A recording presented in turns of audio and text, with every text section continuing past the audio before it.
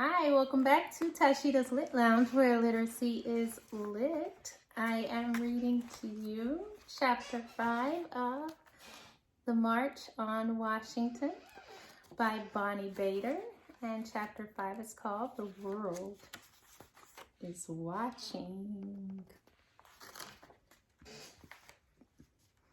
As the civil rights movement grew, television and newspapers reported on their efforts.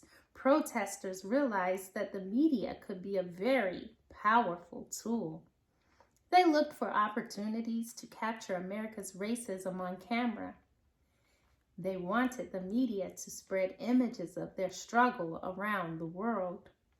In the summer of 1955, 14-year-old Emmett Till set off from Chicago to spend the summer with his cousins in Mississippi. As his mother kissed him goodbye, she warned him to be careful. For Black boys like Emmett, life in the South was very different from life in Chicago. Soon Emmett and his cousins were enjoying their time together. Emmett showed them photos of his school friends. Emmett's class had both white and black children, and his cousins had never seen anything like it. According to reports at that time, one day the cousins went to a store. As they left, Emmett said, "Bye, baby," to the young white ladies serving him. In the South, if a black person even looked at a white person in a way that the white person didn't like, the black person could get into a lot of trouble. 4 days after Emmett and his cousins visited the store, the young woman's husband and brother-in-law kidnapped Emmett. They beat him, shot him, and then threw his body in the river. When Emmett's body was found, it had been beaten so badly that he was unrecognizable. At Till's funeral, Mamie Bradley, his mother, insisted on an open casket. She wanted the world to see what the white men had done to her boy. Magazines printed pictures of Emmett's body. One 15-year-old girl who saw those pictures said it gave her a new fear. The fear of being killed just because I was black. Mamie Bradley had focused the eyes of the world on Mississippi, and now they saw how terrifying life could be for even young black people. 2 years later, images from another event once again opened America's eyes to racism. Although the Brown decision had made segregation illegal, many schools remained segregated. One of these schools was Central High School in Little Rock, Arkansas. In September 1957, the Little Rock School Board agreed to slowly start integrating their schools, but the NAACP knew that integration would not be easy. They selected 9 black students who all had excellent grades, as well as great courage, to be the first black students at Central High School. Those students became known as the Little Rock Nine. On the first day of school, the Little Rock Nine agreed to meet and go together. But somehow, one of the students didn't get the message. Elizabeth Eckford arrived at school alone. The 15-year-old faced a mob of several hundred angry white people. People shouted and spat at her. They even threatened to kill her.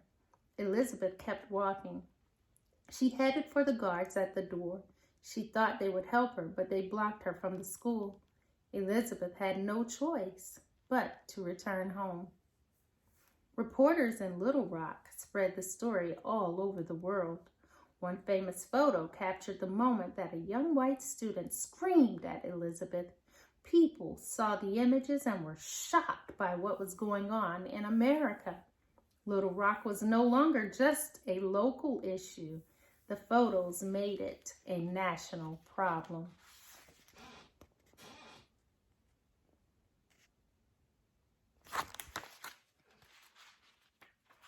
The Little Rock Nine were very brave. They kept calm even when other students got violent.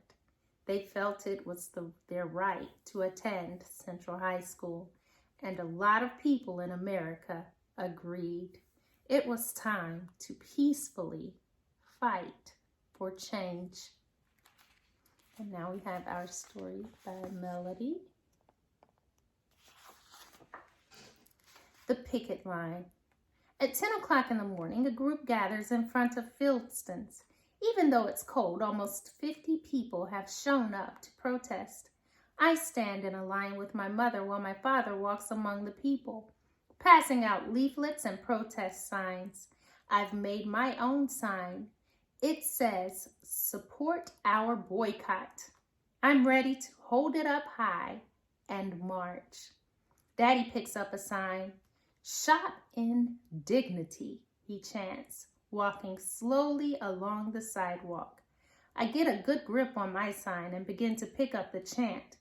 At the corner past Philston's, the line crosses the street and marches on the other side. People turn their signs so that anyone looking out of the Philston's window can read them. Many of the protesters look straight ahead when they walk past the Philston's window, but I can't. When I'm in front of the store, I start to stare.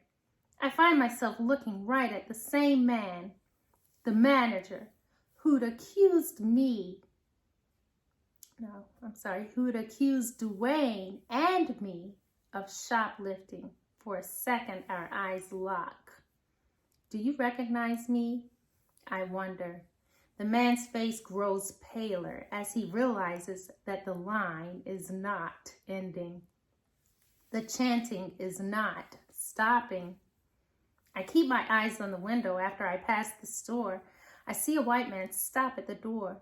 My father hands the man one of the leaflets. The man reads it and then backs away and leaves without crossing the picket line. Someone starts singing and I sing too. I sing as loud as I can, becoming part of the rhythm of voices. I realize that because of my own experience at Philston's, I'm connected to people I'll never know. The people from the past who have been treated unfairly, just as I have been, and people in the future who won't face this sort of discrimination. After all, if the boycott is a success, things will change. At home that night, my legs are tired from walking and my arms are tired from holding up my protest sign. But my heart feels stronger because I've been part of something I believe in. When our boycott makes the news on the radio, I feel like the whole world is listening. That's the end of chapter 5. Thanks for listening. Please remember to hit the subscribe and like icon and continue reading with me with Tashida's Lit Lounge, where literacy is lit. See you soon.